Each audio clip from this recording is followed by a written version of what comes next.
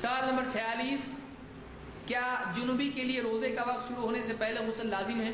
یعنی مثال کے طور پر کوئی آدمی سو گیا، اٹھا تو دیکھا کپڑے گیلے ہیں، احتلام ہو گیا، یا کسی نے بیوی سے رات میں صحبت کی رمضان کی راتوں میں، اب سحری کرنا ہے، اٹھنا ہے اور فجر کا وقت شروع ہونے والا ہے، تو ایسا آدمی کیا کرے؟ کیا اس پر یہ لازم ہے کہ روزہ شروع ہونے سے پہلے غسل کر کے اوکے ہو جائے، یا پھر سحری کرے اور روزہ شروع کرے اور اس کے بعد فجر سے قبل غسل کر لے؟ کیا ایسا صحیح ہے؟ بلا شبہ ایسا کرنا صحیح ہے، اس میں کوئی مسئلہ نہیں ہے کہ کوئی جنابت کی حالت میں روزے میں داخل ہونے میں کوئی حرج نہیں ہے۔ ہاں یہ نہیں ہونا چاہیے کہ فجر کی نماز بھی جا رہی ہے اور سب جا رہا ہے اور اب تک یہ صابن اور یہ اس میں پانی گرم کرنے میں لگا ہوا ہے اور گنگنا رہا بھی حمام میں جا کے، تو ایسا نہیں ہونا چاہیے کہ بہت سے لوگ فرصت سے غسل کرتے ہیں، ایسا نہیں ہونا چاہیے۔ جلدی سے اٹھے، سحری وغیرہ کرے اور اس کے بعد میں جلدی جتنا ہو سکتا ہے جا کے غسل کر لے اور نماز پڑھ لے۔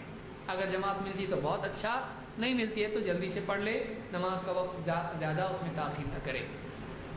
عائشہ اور ام سلمہ رضی اللہ تعالی عنہما فرماتی ہیں، دونوں اللہ کے نبی صلی اللہ علیہ وسلم کی بیویاں ہیں، فرماتی ہیں کہ ان کان رسول اللہ صلی اللہ علیہ وسلم لا يصبح جنبا من جماع غیر احتلام فی رمضان ثم يصوم۔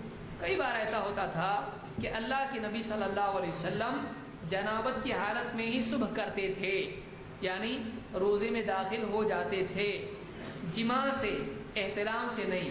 نبی کو احتلام ہوتا ہے؟